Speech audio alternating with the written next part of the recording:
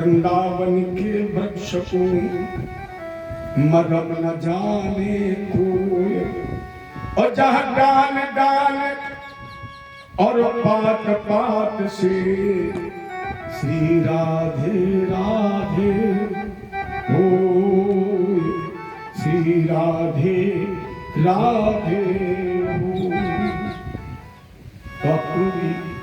उसी राधा रमण बिहारी से लेकिन सामने यमुना रूपी माया, और यमुना रूपी माया ने कहा तुम अपने हाथों से अपने भतीजों को काल के गाल में झोंकने जा रहे हो। अकुल जी ने कहा जाऊंगा नहीं। परिणाम स्वरूप माया रूपी यमुना से रथ वापस कर दिया, मथुरा आ गए, और जब मथुरा आ गए तो माया हो गई पीछे। अकुल को ज्ञान हो गया, कृष्ण केवल तुम्हारा भतीजा थोड़ी है, अगर केवल तुम्हारा भतीजा होता तो 6 दिन की उम्र में पूतना को मार देता। अगर कृष्ण तुम्हारा केवल भतीजा होता तो क्या वो शकटासुर, तृणावर्त, अघासुर, व्योमासुर या 7 वर्ष की उम्र में गोवर्धन उठा पाता? अकुल जी ने कहा तो जाऊंगा, और फिर रथ यमुना जी के किनारे, और जैसे फिर यमुना जी के किनारे आए माया फिर आ गई, और बोले अकुल मान लो कहीं परमात्मा ना होता और कंस के द्वारा कृष्ण का अनिष्ट हो गया तो संसार के लोग क्या कहेंगे? अकुल जी ने कहा कहेंगे तो तब जब हम लेने जाएंगे, जाएंगे नहीं, फिर लौट आए। अजय से फिर लौटे, फिर ज्ञान हो गया अकुल वो परमात्मा है, वो जगत नियंता है।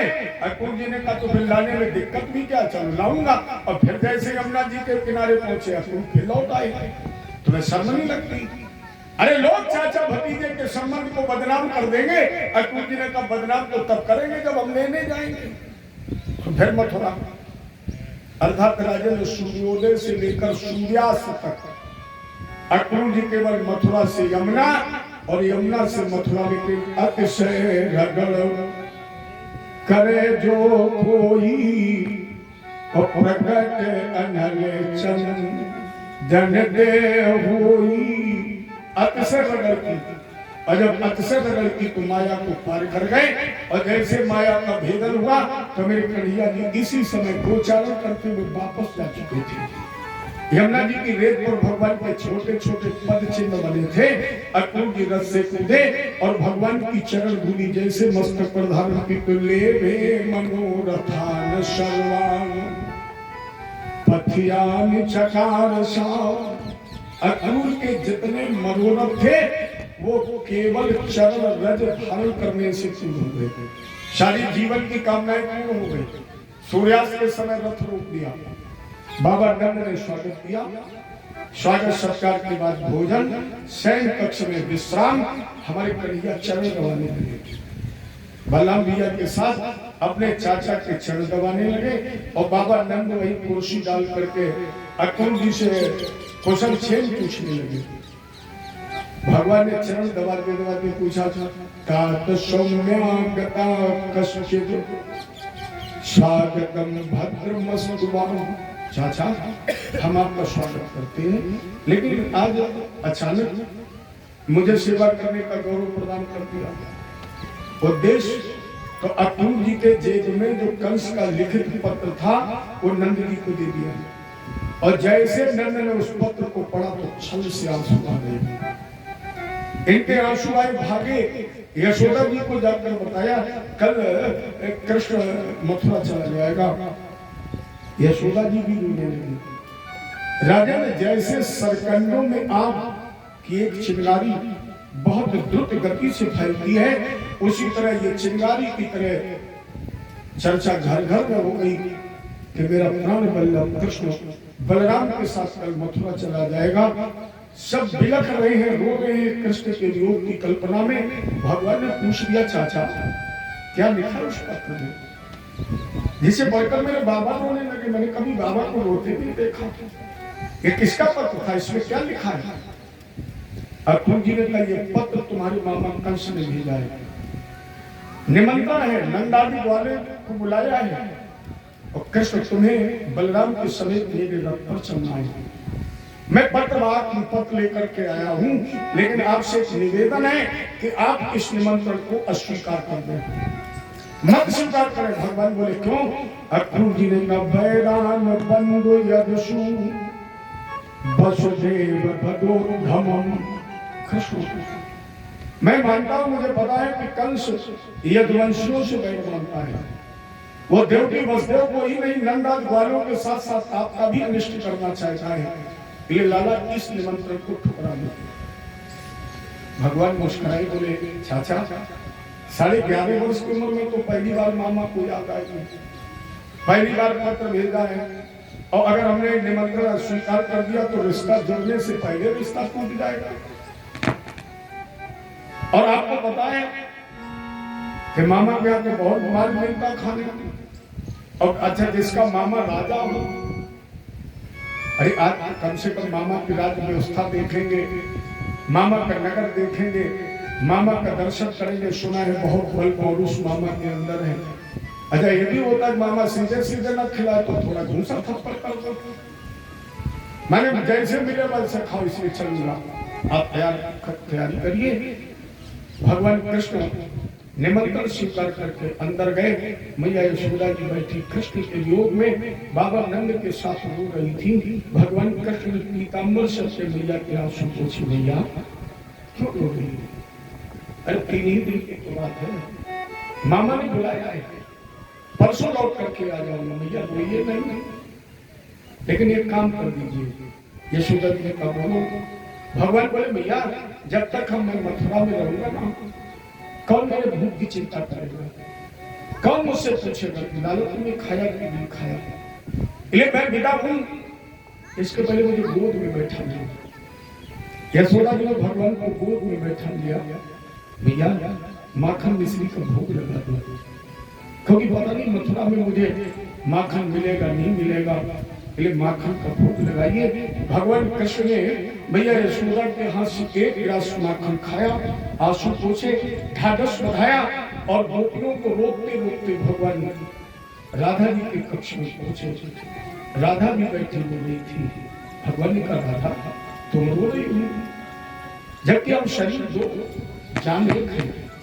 इस धराधाम पर हम तुम 2 शरीर बन करके आए हैं, लेकिन उद्देश्य को नहीं कर रहे, इसलिए रोना बंद कर दो। और समझाते समझाते भगवान महल के बाहर निकलने लगे। राधा जी पीछे पीछे दौड़ रही है, सोच रही कन्हैया एक बार मेरी तरफ मुड़ करके देख ले, लेकिन मेरा कृष्ण तो इतना बेदर्द था, एक भी बार राधा जी की तरफ मुड़ कर नहीं देखा। दरवाजे के बाहर निकले, राधा जी बुलाना चाहती थी कृष्ण, लेकिन मुख से आवाज नहीं निकली। और भगवान सर झुकाकर महल के बाहर निकल गए। राधा जी के दरवाजे पर लंका पहना लगा रही थी। कितना विलक्षण प्रेम था।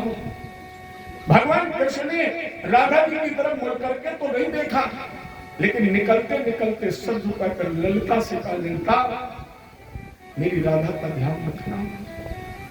राधा से नजर नहीं मिलाई, लेकिन भगवान ने निकलते निकलते सर झुका करके कहा, ललिता मेरे वियोग में राधा का रहना नामुमकिन है, इसलिए हम राधा को तुम्हारे सुपुर्द करके जा रहे, मेरी ललिता का ध्यान रखना। और इतना कहकर भगवान निकल गए। नंद भगवानों ने सूर्योदय से पहले छतों पर दूध दही मक्खन रखा और मथुरा चले गए। अक्रूर जी ने रथ तैयार किया। भगवान कृष्ण और बलराम उस रथ पर दौड़ करके चले गए। जैसे रथ पर चले, सबसे पहले यशोदा भाग खड़ी हुई। जिस यशोदा ने कभी महल के दरवाजे को पार नहीं किया था, उस यशोदा ने विसर्ज लज्जा, यशोदा ने लज्जा का त्याग कर दिया और भाग खड़ी हुई। अक्रूर मत ले जाओ मेरे कृष्ण को। धाई पहले द्वार पर, फिर पहुंची चौपाल। अरे कहाँ जा रहे हो इस गोदी के लाल? मेरी गोद में खेलने वाले कृष्ण कहाँ जा रहे हो? अक्रूर रोक लो रथ, उतार दो मेरे कृष्ण को। यशोदा माता चीखने लगी, हे लाल हजारी कहाँ चले गोपी मंडल रोकर बोला गोपिका बिहारी कहाँ चले गोवर्धन से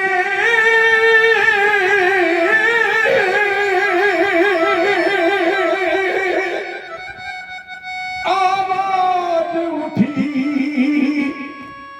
हे गिरधारी कहाँ चली और वृंदावन का वन बोल उठा वृंदावन का वन बोल उठा हे विपिन बिहारी कहाँ चली गिरधर झुककर कह रहा अरे क्रूर कहाँ जा रहे हो कृष्ण अरे क्रूर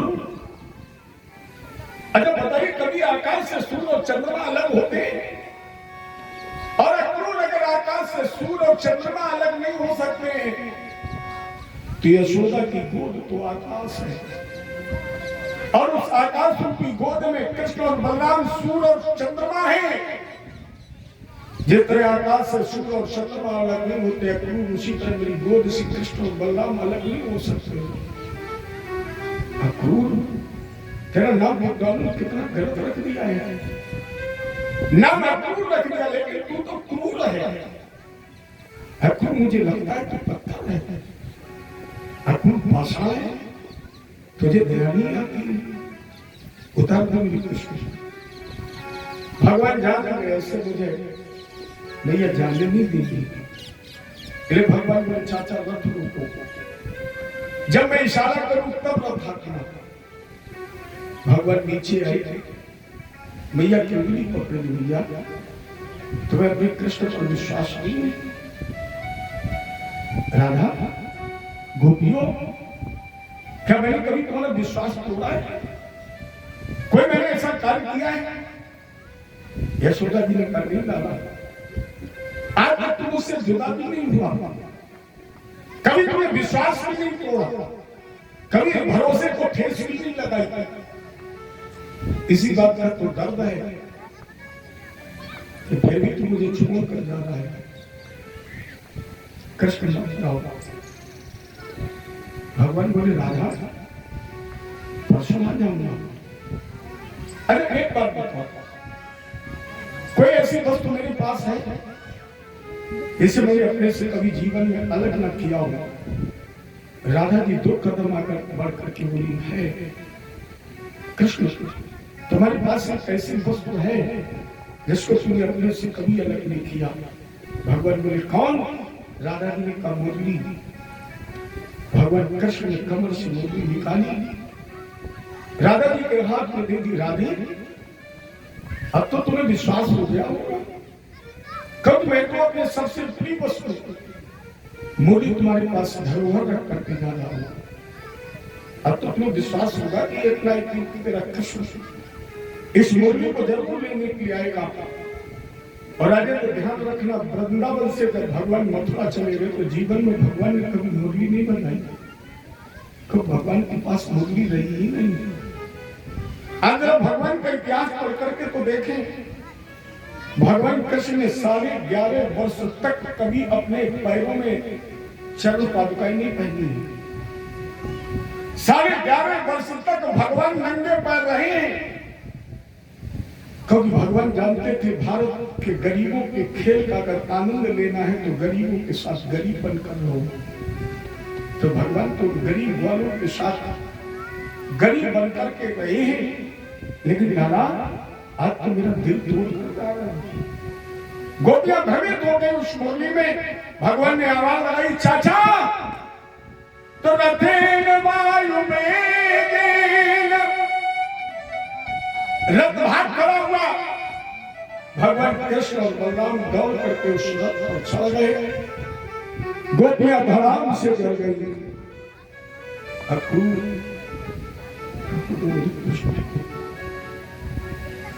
जाते हो चूण करके,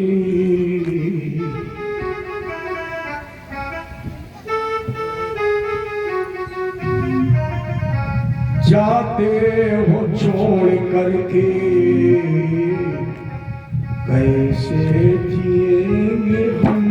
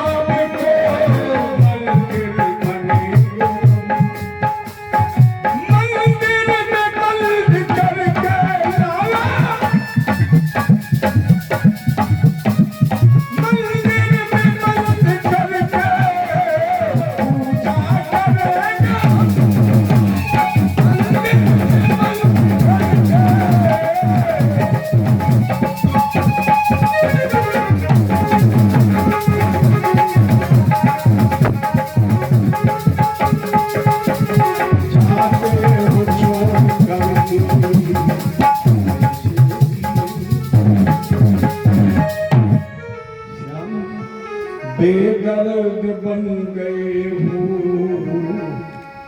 कैसे जिएंगे हम।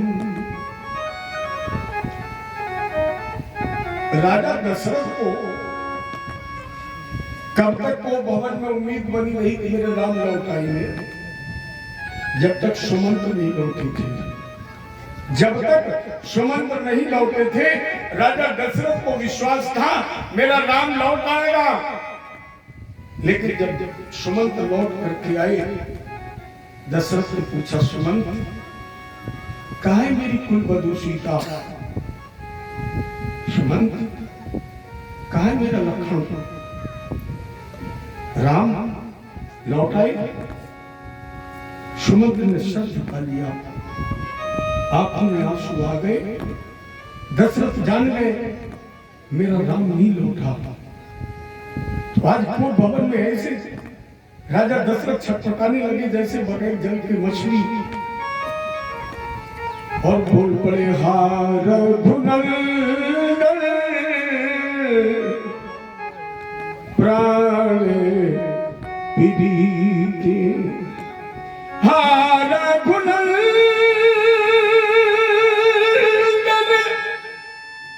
प्राण प्रीति,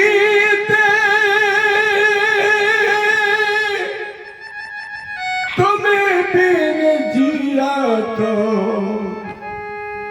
बहुत दिन बीते, बहुत दिन बीते। वैसे रेणुर रथस्य, तब तक यशोदा और गोपियों को भी विश्वास पड़ा रहा कि मेरा कृष्ण लौट आएगा, जब तक अक्रूर के दौड़ते हुए रथ के पहियों की धूल दिखाई पड़ती थी।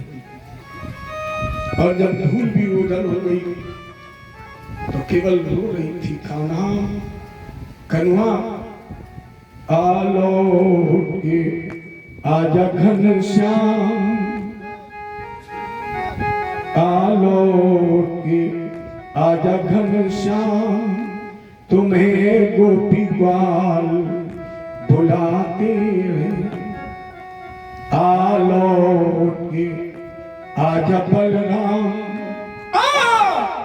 लौट के आजा बलराम, तुझे गोपी ग्वाल बुलाते हैं।